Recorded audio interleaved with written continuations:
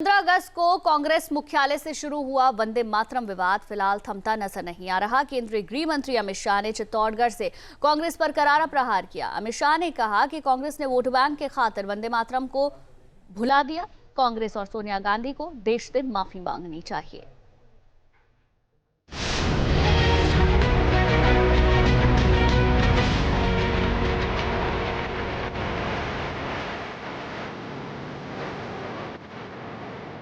अब की बार 15 अगस्त कई मायनों में खास रहा। इस बार राष्ट्रगीत वंदे मातरम के 150 साल पूरे हो गए। इस बार पहली बार लाल किले से वंदे मातरम की धुन सुनाई दी।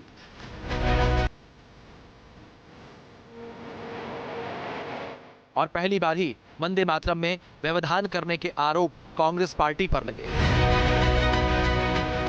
15 अगस्त के कार्यक्रम में इस बार पहली बार लाल किले में वंदे मातरम की धुन सुनाई थी, लेकिन इसी धुन को लेकर दिल्ली दरबार में सियासत भी जोरदार देखने को मिल रही है।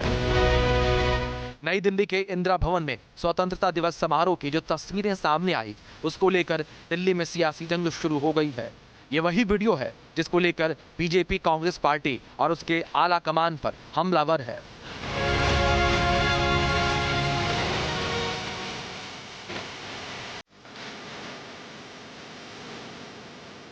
चित्तौड़गढ़ में अमित शाह ने कांग्रेस पर आरोप लगाया कि कांग्रेस ने वोट बैंक की खातिर वंदे मातरम को भुला दिया।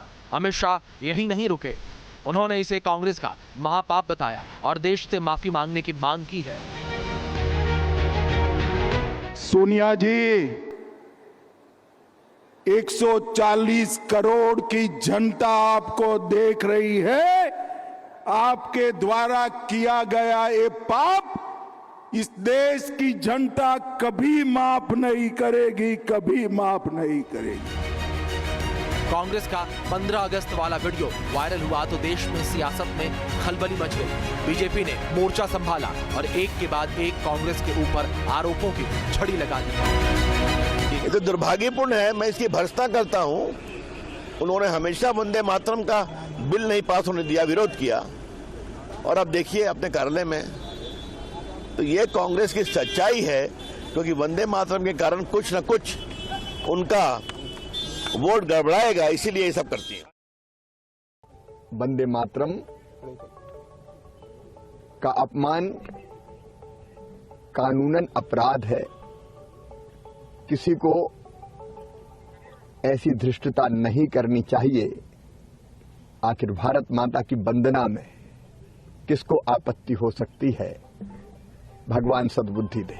यह राष्ट्रगीत वंदे मातरम के प्रति उनका अपमान है, जिससे करोड़ों करोड़ों भारतवासी बहुत आघात महसूस कर रहे हैं। हम कांग्रेस की सर्वोच्च नेतृत्व, क्योंकि इसमें तीनों शामिल हैं, सर्वोच्च नेतृत्व के इस आचरण की निंदा करते हैं और यह अपेक्षा करते हैं कि कांग्रेस पार्टी इसके लिए देश से माफी मांगे और यह स्पष्टीकरण दे कि उन्होंने ऐसा आचरण क्यों किया। बीजेपी ने कांग्रेस पर निशाना साधते हुए कहा कि आखिर वंदे मातरम से कांग्रेस को इतनी नफरत क्यों है। बीजेपी हमलावर हुई तो कांग्रेस बैकफुट पर आ गई। हर बार प्रवचन देते हैं लाल किले से, उसका कोई मतलब नहीं है, क्योंकि उनका इरादा साफ नहीं है, नेक इरादा नहीं है उनका। सिर्फ इसका राजनीतिकरण करना। वो कहते हैं विपक्ष पार्टियों से आप श्रेय लीजिए। अरे श्रेय लेने में तो आप हैं। अगर बीजेपी पे कोई दूसरा काम होता, बीजेपी पे अगर कोई अच्छा काम होता तो संविधान को ठेस नहीं पहुंचाते। याद रखना, संविधान है, स्वतंत्रता है, संविधान है तो हमें आजादी मिलेगी, संविधान है तो हमें अधिकार मिलेंगे, और संविधान है तो हमारा लोकतंत्र मजबूत होगा। भूल गए जब वंदे मातरम गाकर हम कांग्रेस के झंडे के साथ लाठियां खा रहे थे अंग्रेजों की, तो आप भाजपा का जो मात्र संगठन है वो अंग्रेजों के साथ खड़ा था और देश की आजादी का विरोध कर रहा था। वंदे मातरम को लेकर आखिर बीजेपी और कांग्रेस क्यों है आमने सामने, और वंदे मातरम विवाद क्या है, पहले इसे जानिए। दरअसल स्वतंत्रता दिवस के दिन कांग्रेस मुख्यालय में ध्वजारोहण किया गया था।